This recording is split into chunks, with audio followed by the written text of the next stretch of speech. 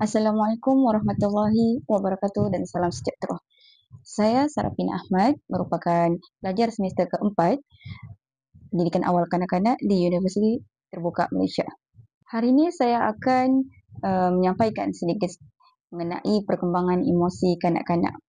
Perkembangan emosi merujuk kepada keupayaan kanak-kanak dalam memastikan mereka dapat mengawal, mengenal pasti dan memahami emosi mereka serta bagaimana mereka berkomunikasi, berinteraksi dengan orang lain menggunakan emosi yang betul. Mengapa emosi merupakan perkara yang penting buat kanak-kanak? Kerana untuk memastikan kanak-kanak tersebut boleh bersosial dengan orang luar. Baik. Seterusnya adalah peranan penjaga dalam memupuk perkembangan emosi kanak-kanak. Peranan ibu bapa ataupun penjaga merupakan perkara yang sangat-sangat penting dalam mendidik kanak-kanak. Ibu bapa yang tidak dapat menyediakan persekitaran yang baik, emosi yang baik kepada kanak-kanak, dikhawatiri kanak-kanak tersebut apabila menjadi dewasa akan menjadi seseorang yang sukar mengawal emosi mereka, susah memahami apa yang mereka rasakan. Sebagai contoh, jika penjaga tersebut ataupun ibu bapa tidak pernah memberikan sokongan emosi dan sosial kepada kanak-kanak, kanak-kanak tersebut apabila menjadi besar, menjadi dewasa, mereka akan mengalami kesukaran untuk mengenal pasti emosi yang mereka alami sekarang disebabkan apa.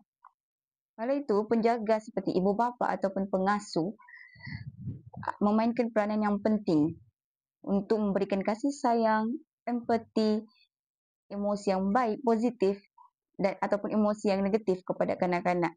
Selain daripada emosi yang baik, persekitaran yang baik juga penting dalam memupuk perkembangan emosi.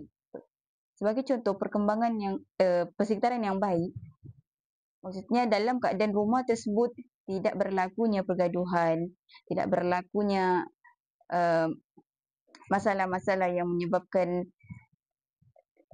terjejasnya kesihatan emosi mental kanak-kanak tersebut. Selain itu, apakah peranan penjaga yang boleh kita ambil contoh ataupun kita boleh lakukan di rumah?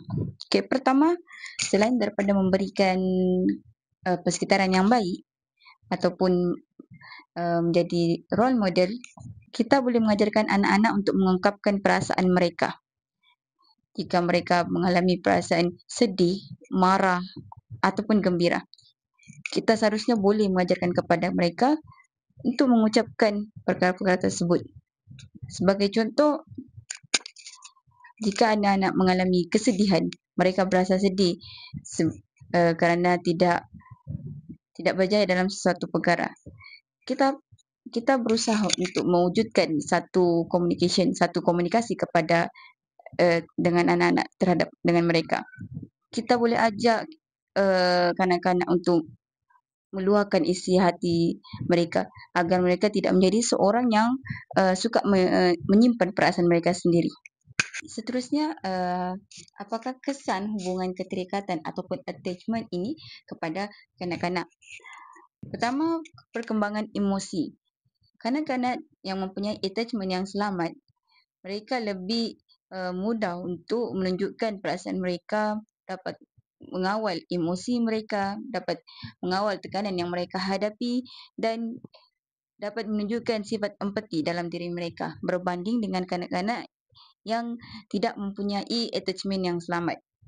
Kedua adalah perkembangan sosial, yang mana dalam sosial juga ni saling berkait rapat dengan emosi. Jika kanak-kanak tersebut memiliki attachment yang baik, kanak-kanak tersebut dapat membina satu hubungan yang baik, yang mana kanak-kanak tersebut lebih yakin untuk berinteraksi, bersosial dengan orang-orang di sekeliling mereka, dan kanak-kanak tersebut lebih mudah untuk membina persahabatan, hubungan berbanding dengan mereka yang mempunyai attachment yang tidak selamat, seperti anxious attachment, yang mana mereka risau untuk berhadapan dengan orang lain. Mereka takut untuk memulakan satu perhubungan. Seterusnya adalah perkembangan kognitif, yang mana kanak-kanak dengan keterikatan yang selamat, mereka lebih berkembang Dalam segi kognitif mereka mampu untuk menerapkan sesuatu, lebih berani untuk mencuba, mereka lebih rasa selamat untuk mencuba. Itu kelebihan yang jika kanak-kanak mempunyai keterikatan yang selamat. Namun apakah kesan kepada kanak-kanak tersebut jika mereka tidak mempunyai keterikatan yang tidak baik, jika mereka mempunyai keterikatan yang lemah? Okay, pertama kita boleh lihat dari segi emosi mereka.